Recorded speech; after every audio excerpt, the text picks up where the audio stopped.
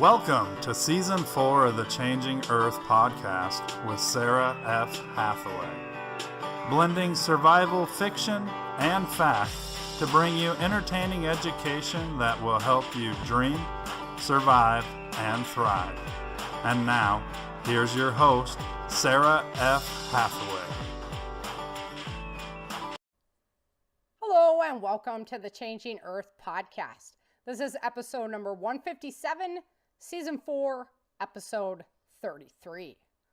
First thing I want to address today is a shout out to my newest Patreon contributor, Jeremiah. Thank you so much for your contribution. I really appreciate that. Your support for the show goes a long way. So if you would like to become a Changing Earth contributor, head on over to www.patreon.com/changingearth. Get signed up. You get access to all kinds of free goodies, new books. I've been putting out the podcasts for Patreon members as soon as they're available, so you don't have to wait till the Tuesday release date. So all kinds of good things happening over there, and I urge you to go over and become a supporter of the Changing Earth podcast at www.patreon.com/changingearth. I've been working really hard on book number 5. I may have a name picked out for it now, but I haven't really finalized it yet. But it is coming along to be just an epic story. So rolling into some of the really cool creation areas and just having a lot of fun with that. So there's your update on how book 5's coming. You can look for its release in probably beginning of September. And then we'll be out at the Self-Reliance Expo at the end of September in Denver, Colorado. And I will have that book available and with me there. So if you can make it out to Denver, that's going to be a great show. It's the Self-Reliance Expo. I believe it's on the 22nd and 23rd of September, but I will check those dates and make sure I update you with the appropriate dates if I was in error. Last week on the Changing Earth podcast, the characters started their training in this new unit so that they can be this force that goes into Las Vegas to take care of some of the key players before the mercenary army goes into assault mode on a full-scale basis. So they're training. They were focused on improving their pistol skills last week. This week, we are talking about self-defense skills. I'm super honored because this week I have my instructor, Chief Master Dan Lovaas, has joined us on the show, and he is going to talk to us about self-defense techniques and some of the theories and concepts surrounding basic self-defense. So really exciting show. I'm excited to bring that to you. So without any further ado, let's go ahead and get right into Chapter 33 of Battle for the South. Chapter 33. The next few days continued much the same. Their times on the obstacle course improved, along with their communication skills and teamwork. They didn't visit the Vegas map much and went right into firearms practice. They were taught how to clear rooms and use their weapons as fighting sticks, firing only when necessary. Erica watched and laughed from the treadmill as they worked on self-defense techniques. White was a crafty fighter and could give Bennett a run for his money. Star was still a formidable opponent. She preferred to defend rather than attack, but was proficient at both. Her mother had ensured her self-defense skills were top-notch. Erica worried intensely about a woman as beautiful as Star growing up in a refugee camp. Dexter could hold his own, even against his father. At the young age of 16, he hadn't filled out as much as the other men, but his past had honed his skills sharply. Bennett had his number, though, and could work him like a rag doll. It was starting to infuriate the young man. Erica knew that fighting with anger would only make things worse. She also knew that parental advice could only take her son so far. She knew there were some things a child can only learn through experience. Finally, the day came when all Erica's stitches came out. Her arm was going to take some work to get back to 100%, but she had been strong before her injury. She would heal fast, and with a proper rehabilitation plan, it would be top-notch in no time. She just hoped that day would come before they headed into Vegas. Understanding reality, Erica would probably have to do the best she could with what she had. Her training increased significantly. Even though she was sore and tired at night, time with Daniel always took top priority. Both she and Vince valued every second they had with the boy. They never knew when it would be their last. Johnny was starting to act like his old self again. He and Dex and Megan would talk of lighter topics. Before long, Star would be in on the camp gossip. The grandparents sat by, shaking their heads. It was business as usual for the young adults, dating, gossiping, and dramatizing social nuances. Daniel even got in on the banter. He knew the inner workings of the camp and was full of stories about everyone. The boy loved to learn different crafts. Often, the practitioner he was training with would talk too much about subjects a child of his age probably shouldn't have been privy to. The night came that Vince and Erica were desperate for a moment to themselves. They decided to try their luck at the bar again. Plans were made and they walked into the beer tent with visions of a private table and a quiet night. To their relief, nobody recognized them as they entered. They chose a perfect spot in the corner and ordered a beer. "Maybe we should test it," Vince teased Erica as the waitress approached. "For real," Erica laughed, but inside she worried a little. She looked at Vince and could tell he was feeling the same way. "Are you two okay?" the waitress asked as she set the beers down. "Absolutely, thank you," Vince said, taking the beer from her. "Lightning never strikes the same place twice, right?"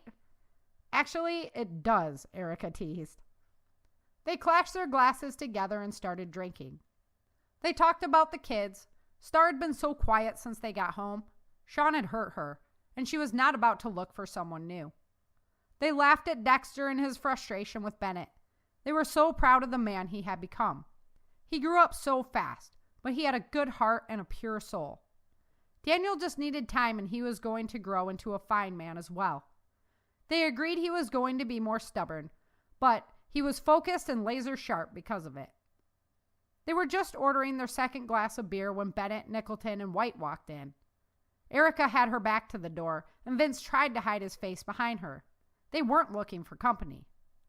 "Look who's here, Nicholton!" Bennett boomed when he saw them. It was obvious to Erica by the way he spoke that Bennett already had a few. She rolled her eyes at Vince as they approached the table. "What are you two doing out of the residential sector?" Bennett teased. "We were looking for a quiet night together," Erica told him, hoping he would get the hint. "Oh, nonsense! Let's get some chairs over here," he called to the waitress. Nicholton smiled charmingly at Erica and shrugged. Sebastian White was excited to get to spend some downtime with Vince. The waitress brought more chairs and a pitcher of beer. "So, how are you two acquainted?" Erica asked Bennett, noticing his camaraderie with Nicholton again. "Ben and I were in basic together in the Marines and did a tour in Iraq together. The bum jumped ship when we got home and joined the private sector," Bennett explained. "I told you from the start I wasn't a lifer," Ben Nicholton replied. "Mr. Marines for life got all bent when I left. But the money was good in the private sector, and I could go further, faster." "Who wants to go further, faster?" Bennett teased him. "Don't you know, slow and steady wins the race." "Oh, really? Who was that girl you cheated on your wife with? Guess going further, faster interested you more then," Ben jested. "Oh, man, that's hitting below the belt," Bennett teased. "I tell you what, though. Check out that long-legged beauty that just walked in. I'd like to go further, faster with her." "Why don't you go buy her a drink?" Nicholton suggested. "Yeah, Bennett, don't be a chicken," Erica pushed him. Vince and Sebastian had halted their conversation to encourage the pressure on Bennett. He gulped down the rest of his beer and slammed his cup on the table.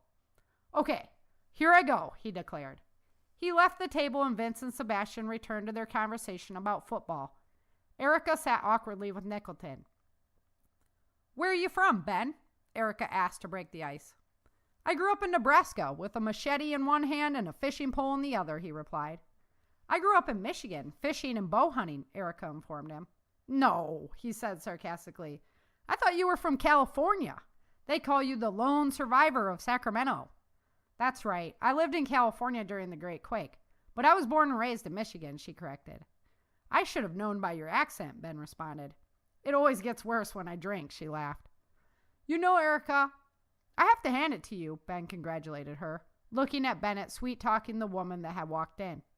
"What did I do now?" Erica wondered. "I tried for years to get Patrick to retire from the Marines and join the private sector. Working Homeland Security, we all saw how things were going even before the Great Quake. The government was fearful of the people and were setting up for war against them. I tried to tell Patrick, but he wouldn't listen. He said he had already given up 3 wives for the Corps, and he wasn't about to divorce it too, Ben explained. He can be a stubborn bastard sometimes. I noticed, Erica laughed. It takes a strong individual to get anything through that thick head of his, Ben said, eyeballing her carefully. People like you were born to be leaders of leaders. Erica blushed and shook her head. I've come to realize that staying true to your values and loyal to the people you love can make you a legend. My purpose now, and this time, is to spread hope as far and wide as I can. We must fight the hatred and fear that is crippling the spirit of our country, she told him, taking a drink as he thought on her words. I'm not a leader, Ben. My life taught me how precious the freedom that you fought for and we took for granted was. I pray that it is not too late. The Great Quake brought unprecedented misery, and it's been a long road to recovery. But we can't turn our backs on all the things that made our country great in the name of security and survival. Is survival really enough now? Erica asked. I don't think so. That's why I'm here training you to go kick some ass, he laughed, reflecting on this woman. You just keep doing what you're doing, Erica. If you can change Bennett, you can change the world. They shared stories and drank long into the night. Bennett left with Miss Longlegs, as the guys were calling her, and Vince and Erica excused themselves not long after. They were a private couple, and they had no intention of making love with their family or Vince's parents in the same tent. They snuck into the locker room and had drunken, clumsy sex anywhere they could imagine a good position would be. Exhausted, they showered and headed home to get a couple hours of sleep. Tomorrow would prove to be a grueling day.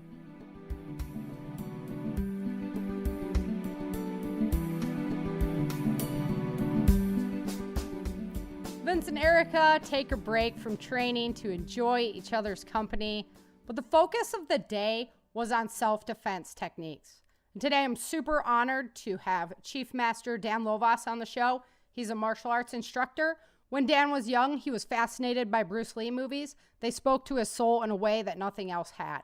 He desperately wanted to learn how to move like Bruce, so he found a boys and girls club that offered judo and kung fu. He took them both. Plagued with indecision over which one he liked best, he decided leaving either of the styles behind was not an option. One day, while practicing forms at a 24-hour fitness, a man, Joe Tucker, challenged him to a sparring match. Dan's confidence was high, and even though Joe broke his foot over Dan's head, the outcome of the match came out much differently than Dan expected. Joe introduced Dan to Taekwondo and Chief Master Jack Corey, who was a third-degree black belt at the time. Applying his previously established training regimen to Taekwondo, Dan's passion for competition grew. He jumped at every chance he had to compete and compiled a long list of competitive accomplishments, including 1990 ATA World Champion, 2-time ITC National Champion, 2 times GSKA National Champion, Full Force World Champion Barnacles fighting with a 15-0 record with 9 head kick KOs. Taekwondo is still a way of life for Chief Master Dan Lovaas. His relationship with Chief Master Corey grew, and he still trains under him to this day. Chief Master Lovaas's teaching instruction is internationally renowned, and he has been named Instructor of the Year 4 times. His love of martial arts doesn't end with Taekwondo. He has a third-degree black belt in Jiu-Jitsu, a black belt in Kung Fu, a black belt in Silat. Dan is a certified instructor of Tai Chi and criminal countermeasures and a graduate of Eskrima. Even with all these other accomplishments, Taekwondo is his love, and he thanks God for it at the end of each day. Many years have passed since 1988 when Dan received his first dan in Taekwondo, but his dedication and commitment to the art have earned him the honor of testing for his 8th degree in October of 2017. If you want to learn more about Chief Master Dan Lovaas, you can head on over to www.auburnmartialarts.com. That's www.auburnmartialarts.com. Let's go ahead and welcome Chief Master to the show. Today I am here with my martial arts instructor, Chief Master Lovaas. Chief Master, thank you so much for being on the show. I really appreciate your time. My pleasure. Can't wait to get started. So today we're talking about self-defense, which is a great topic for you because you're You're teaching me a whole lot about it. So let's just start off with talking to people about how they should keep their bodies physically ready for a self-defense encounter. So I want to preface this a little. When we first started doing jiu-jitsu, Brock's been in the gym. He's got a very physical job. He does a lot of activity with his body, and he was absolutely wrecked after class 1. So it just goes to show like the difference of how that actually plays out. So let's talk a little bit about that. Okay. Well, the question was, how do you keep your body physically ready for self-defense? It's kind of like asking someone, how do you keep your car ready for going on a trip? You need maintenance. You need to check the oil, check the window, fluids, all those things. What's amazing is that we rely on our cars every single day. Some people do the proper maintenance and they don't end up broken down. Right. Ending up broken down in your car would be not preparing for self-defense, and you can end up mugged, raped, worse. Yeah. So obviously I take very good care of my car, and for the last 40 years I've taken very good care of my body as well. Being a martial arts expert, and I say expert because there's over 40 years of training now, and we've had success in this area. I've had to defend myself. I look at my body today. I'm 53 years old. I've had injuries, and I've had other things that would set most people back down to the couch. I had a rotator cuff surgery over a year ago. I'm already back to training, working out, doing my self-defense techniques, and I always feel like I just have to be ready. I don't know what's going to happen in my life, but I don't know if I'm going to get in a car accident and I have insurance. My martial arts training is a very important part of my sanity. If I don't feel like I'm prepared mentally, I'm not 100% because I'm thinking about it in the back of my mind. So let's think about what maintenance is for your body. First thing, we need water. Yeah. Most people drink about 8 ounces a day. I try to drink 2 gallons a day. I want to keep my body clean and lubricated and working well. Next one is I eat a lot of protein. I eat a gram of protein for every pound I weigh. That way I can try to keep my muscle mass up to about 40 to 45% of my weight. And by doing that, I'm very agile. I can stay flexible. I can move quick. My reflexes are good. If I'm not working on feeding my muscles, I actually get slower thought process. I'm not mentally sharp. I look at my body instead of a normal body, but more of like a race car, a high performance car. And since I've trained, my whole life, I fought professionally, 15 professional fights and never lost one, was all because of the way I prepared myself physically, mentally, and the strategies that I'd put out there, which we're going to talk about later. Right. So I agree 100%. We're in the preparedness community. That's where I live and breathe. And I meet so many people every day, and they talk about all the stuff that they have and all the things that they're learning, whether it be wild foraging, how to hunt, how to make a trap, how to do all these things. And then you look at them and they're, 50 to 60 pounds overweight. And I'm like, physical preparation of your body is almost the most important thing. And it's often something that really gets overlooked. And that's just really, frustrating when you're trying to talk to people about, okay, so if you're in the situation, now you're going to put your go bag on, where are you going? Exactly. Nowhere, fast. Yeah. So I did want to talk about nutrition. You went right into there on your own because I know that you're just the nutrition nut. So what is you would suggest, like besides the water intake? You also drink a certain type of water too, right? You drink that. I do. I try to drink an alkaline water that's about 8.8. And I have a lot of reasons for that. I am a cancer survivor. I was a stage 3 cancer person, and I cured my own cancer in 45 days. Talk a whole show about that someday. Freaking a miracle, yeah. Through alkaline body, no sugar, no gluten, and just eliminating the things that cause cancer to grow and increasing the things that kill cancer. It's actually pretty simple. Right. Yeah, that's a shame that our medical industry doesn't talk more about that, honestly. So, and then the protein amounts that you eat, just very important. Yeah. Now, there's also the fat combo, right? Yeah, let's go ahead and look at a daily diet for me. I normally get up. I start off my first meal normally by eating 1/3 of a cup of chia seeds that I've soaked in almond milk over the period of the night with some fruit in it. So I'm getting my 20 grams of protein. I'm getting 37% fiber, and I'm getting omega oils and some of the fruit folic acid. So it's really a complete meal. I have my fat, my protein, my folic acid. So, and then I wait about 2.5 hours, and I eat 20 grams of protein, some folic acid, and some fat. As you can see, there's a pattern starting here. Yeah. Every 2.5 hours, I do the same thing. And anything you're introducing to your body on a regular basis, your body doesn't have the need to store it anymore. So you're going to use your protein, you're going to use your fats, you're going to use your carbohydrates. And it's a really easy way, if you eat that way, to stay at a low fat percentile. For the last 20 years, I've been able to keep my body at about 4 to 10% body fat.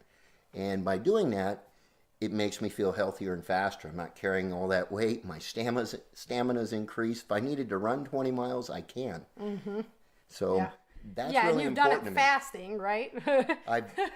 Some of my tests in martial arts, I've had to fast for 8 days and only drink water so I can have a clear mind and a clear body.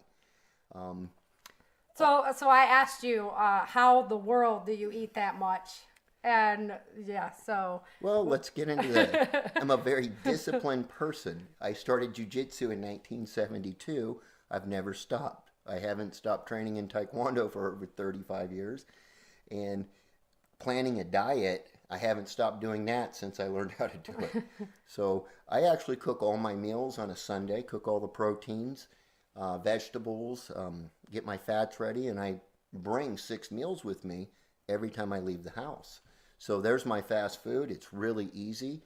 Anyone who says it's not easy, is easy. They're just lazy. Yeah. That's all Once it is. you know the way, you're like, okay, fine. I mean, if your car stopped working well, right away, you would probably bring it in for maintenance. Look at your own body. Chances are it's not working well. If you expect to defend yourself or run to escape, good luck. Yeah. So you better put what you need in the tank daily. All right, so moving on to our self-defense questions. So a lot of people they don't want to train in a school for whatever reason. I've been hit with that a lot. And so they're, what YouTube could I watch? What could I do? So my question is it better for people to try and go out and learn a whole bunch of moves? Or is it better for them to just have like 2 or 3 very good moves that they train really well and know really well? Let me ask you a question. This is what I'd ask all those people who just want to watch a video. Which video would you have your child watch to learn how to swim? And then bring them out to the ocean and release them? Absolutely. So that's so true. So why would you treat a life and death situation like learning how to swim based on a YouTube video and a YouTube video to defend yourself? Right. I would go find a professional who has defended himself and is trained, or her, that has trained other people, and they've had great success over many years. Right. That's what I would look for, a qualified martial arts instructor who could guide you in the ways that you should train. I know thousands of techniques, and I've defended myself 8 times where I've had to, and it all comes down to about 2 techniques I go to each time that work. Now, I would love to tell you what those 2 techniques are. However, it's what you train in the most is what automatically happens. And what feels better. Like exactly. Body sizes, things like that. I like to kick. I've done grappling systems for 40 years, kicking styles. I've defended myself 8 times. 6 of them were left kicks. Which, did I plan it? No, it just happened, and it ended the situation very quickly. And I was able to move on with my life. Right. Yeah. Yeah, that's what I'm like. Well, you can try off the video, but I just don't think it's going to work. For one thing, you need partners. You need partners. You need reaction time. You need to see if what you're doing will actually work on a live person. And the only way to do that is actual physical training. Oh, and grappling practice. People say, I don't want to do that. That's okay. Your discomfort of not wanting to do it could cause you to lose your life someday. Right. You just have to look at, I don't like the taste of medicine as a kid. I still had to take it to get better. Fair enough. That's kind of... a lot of people look for an easier, softer way. When you're dealing with your life or your loved ones, you should rethink that. Yeah, absolutely. That's a good way to answer that. I didn't think about that. As far as like, yeah, would you watch a video to learn to swim? No. Or have your child learn No, to swim. yeah, right? No. And there's so many schools out there. You can really find an instructor, like, because sometimes personality types don't meld and things like that. So Exactly. you can find options that are there. So, okay, so one of the questions that I asked you about is elderly individuals that feel vulnerable. And so what could we teach these people?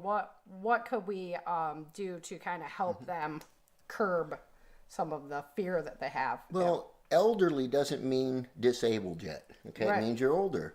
I'm 53 years old. I feel I'm as fast or as strong as I've ever been in my life. Oh, yeah. I still wouldn't want to spar you, by the way. And I look at some of my mentors that are in their 80s who can still do 100 push-ups without stopping. Yeah. They've lived the same lifestyle that I've lived.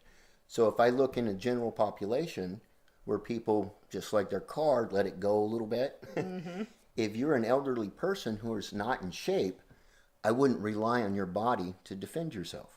However, buying some pepper spray or something like that and having it with you and available could be a better alternative. Knowing how to use it. You've actually practiced using it. People say, oh, you just point pepper spray and point it. You know, I went through extensive training courses at REMCAT, learned CS, gas, pepper spray, all those things. And spraying pepper spray, if it's not sprayed right, it's going to end up back in your face. And now you're both disabled, and who can handle it more is going to win. Right? Yeah. So that's true. you actually have to practice anything that you do. Practice makes perfect. Right. And practice gives you confidence. Without practice, confidence is normally not there. Right. And that's a good self-defense tool right there is just confidence. Exactly. Now, if someone was to take an eye poke and to have people hold up a piece of paper with a dot on it every day, jump out, scare them, and you poke your fingers through that hole, if I give you any advice, I would say do that. Yeah. Because anyone can get very fast at poking their two fingers through a dot on a paper with adrenal stress if someone's scaring them, and that's pretty close to defending yourself. Yeah. Because that you're makes sense. responding under adrenal stress. Well, that's a great tip. I like that one. So my next question, because I've been researching a lot about situational awareness lately and just being, running scenarios all the time. So how important is that when the moment comes to actually defending yourself? It's huge. I grew up with a father who was in the military. My mentors were martial artists who were all special forces in the military as well. So from an early age, if I went into a restaurant, I saw those guys sit in the farthest place in the restaurant where they can see everyone walk in the door. So what did I do? I learned from my mentors. I sit in a vantage point. I see everyone around me. I can't start a conversation unless I know who's in the restaurant. If there's new people coming in, absolutely. Before I get in my car, I'm a skilled martial artist. I look in the back seat before I get in my own car. I'm very aware of everything around me as much as I can, and especially if something's changed. So that's critical. Yeah. So people, situational awareness, so many people have a perfectly working porch light and they go to turn on, it doesn't work because someone unscrewed it and they'll open the door. So they're not aware of changes, simple things. People will look down and walk straight to their car, not to make contact, where someone walking down should be walking with tall, and looking at everyone in the eye, like a predator. Right. Now you're not a victim. Yeah. Because they're going, no, that's somebody I don't want to screw with. Looks like you have confidence. It looks like you're rolling pretty good. Exactly. I'm not going there. How about your appearance? So besides just your demeanor of person, but like how you actually look and appear to somebody else? Something, it just depends. They interviewed 1,000 rapists in Folsom Prison. And they wanted to see how they chose their victims.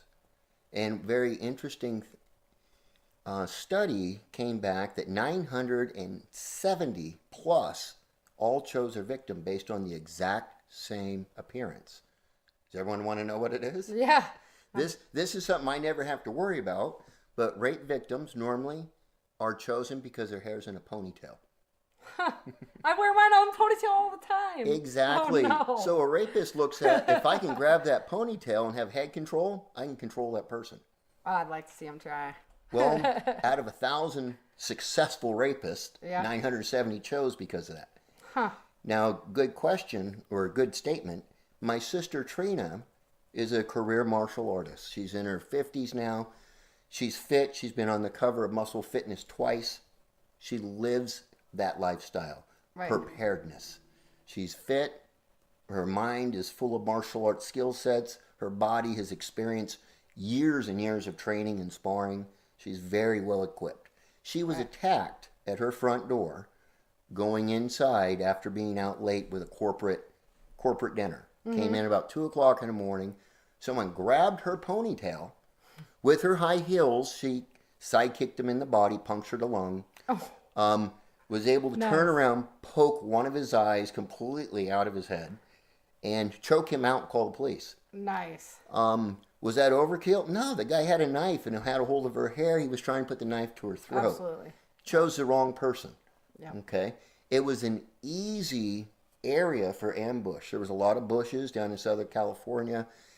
You can hide in the bushes. He jumped out, grabbed her by the hair. 90% of the time, that guy might have been successful. Right. However, he dealt with someone who'd been trained their entire life and took their training serious. Yep. That one insurance policy came through. It is. And that's why I just keep preaching. That's why I'm like hitting the audience again and again. Just please, like, go out and make sure you're in shape, first of all. Second of all, go find out and get trained. I mean, so we're going right into that. How would you recommend that people do that? How do you recommend that they go out and get that training done? Well, the first thing I would do is I'd get online and I'd look at all the different martial arts schools that are in your area that you'd be willing to drive to. And then after that, I'd do a little bit of research, make sure they're actually a nationally accredited organization and they didn't have garage dough. Garagey dough. You never know. Someone could just read a bunch of books and start practicing and create their own martial arts with no real experience. Experience is everything. Yep. And then you might go and say his confidence or her confidence is higher than mine and start learning. So the thing to do is look at how long have they been in business. Okay. Do they have generations returning? Is it a happy atmosphere? All martial arts are good. Doesn't matter if you're doing karate, jiu-jitsu, judo, taekwondo, kung fu. It doesn't matter. They're all good. It depends on how a person applies themselves to that martial arts. Do they become that martial arts? Right. If you look at me and my taekwondo and jiu-jitsu, to my core, it's been 99% of the years I've been alive have been doing that. Right. So I am that. So it's important to go take a class, talk to the people there, look at their skill sets. Do you think they could defend themselves? Be honest. Yeah. Go to the next school. Don't settle for the first one. Go to multiple schools. Make sure it's a perfect fit. Remember, you're investing in yourself and you deserve the best. Right. If you were going to do just one or the other, would you do the stand-up game of like taekwondo, karate training, or would you do the ground game? Very interesting. It just depends if I was a man or a woman, if I chose to do one or the other, I believe. And the reason why is most men are physically larger than women. A woman can strike with a man, no problem, with the flexibility and speed and win, just as easy as a man can in the striking game. In the grappling game, if the woman is not trained, she is not going to win. Yeah, and we've done hundreds of scenarios like that with untrained women. However, my wife, being a career martial artist, she can armbar most men 100 pounds larger than her. She has extensive training. She was a pro MMA fighter, and there really isn't a bad position for her. So, depending upon how badly you want to be safe, right? A striking system is great for multiple attackers. You cause pain, go to the next one. A grappling game, if you're not striking, if you cause pain through, a joint lock or strangulation, yes, you can permanently injure the person or choke them out. However, while you're doing that, their friend could be hitting you or attacking you from the back. Right. So I look at the grappling arts as phenomenal one-on-one self-defense where a woman has an extremely strong chance to win.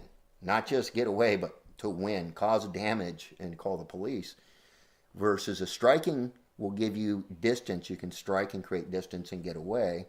Unless you're a good kicker, you might be able to knock him out. Right. Or poke an eye. Yeah, that's true. So both are things important. to look at. Yeah. And it just tells me, like, so I have intrepidations about jiu-jitsu. It was a tough thing for me to start. It's kind of a difficult thing for me to do because I don't like people in my space. And, don't you feel empowered since you started? I do. And, I do. And you have answers to certain scenarios on the ground where you didn't a month ago. It's true. And so, and I can see myself core strength just rapidly advancing and different things. I couldn't even lock my feet around people without having pain in my knees and stuff like that.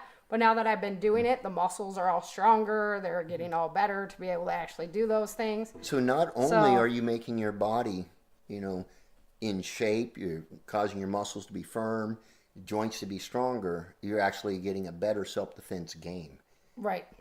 Yeah, and that's like the key. So I know. It's a win-win. Okay. It is a win-win. It just kind of It's sucks. a win-win-win. It's making me get if your way out of diet's my on comfort point, zone. You have all three things going. Yeah, well, I've been trying. I've been Absolutely. trying with the... So before we break this episode down, why don't you share with us one of your self-defense stories? Because I know you got a bunch of them, and I'd love for the audience to kind of hear about that, and then we'll do who you are and what you're about before we take off today. Sounds great. Couple scenarios that flashed through my mind right away, actually. When I was in my 20s, I was at a dance, and the lady that I was dancing with, she was leaving, and she said, "Can you walk me down to my car? There's some homeless people sitting on the engine because it's warm, or sitting on the vehicle." And we go down there, it's covered parking, and sure enough, they're there. And I said, "Hey guys, she's trying to leave." And they go, "Oh, we're sorry." And they got right up and they left. And as soon as she drove away, they attacked me. Oh, excellent. One of them grabbed me by the belt and was trying to get my wallet. The other person grabbed me with two hands around the throat.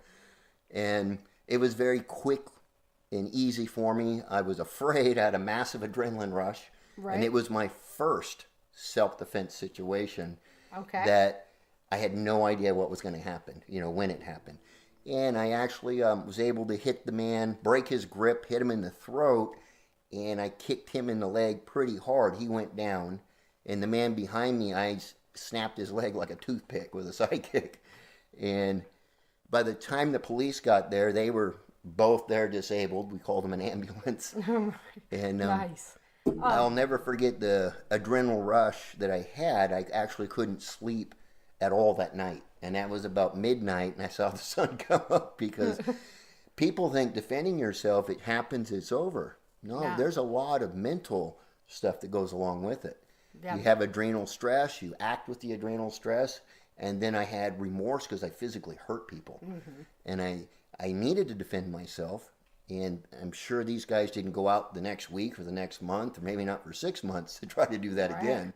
Well, that's a good thing, though. So that was the first one. And then I had another one at my martial arts school that was very interesting. We had a Marine Corps recruiter outside my door. Mm-hmm. And I love Marines. Let's get that straight. Love Marines. This man had a mental breakdown. But he was outside my door saying, "When the shit hits the fan, this isn't going to work for your child." Uh-huh. When he's a Marine Corps recruiter, they're a little young to recruit. Right, However, yeah. one of the moms came in and said, "There's a guy outside in fatigues scaring people." So I went out and talked to him, and I immediately noticed the posture he took with me. He had his right hand in his pocket. And he moved to where his right hand was closest to me. So I actually moved to the left side to take away a little bit of his confidence, in which it did. It calmed him down a little bit.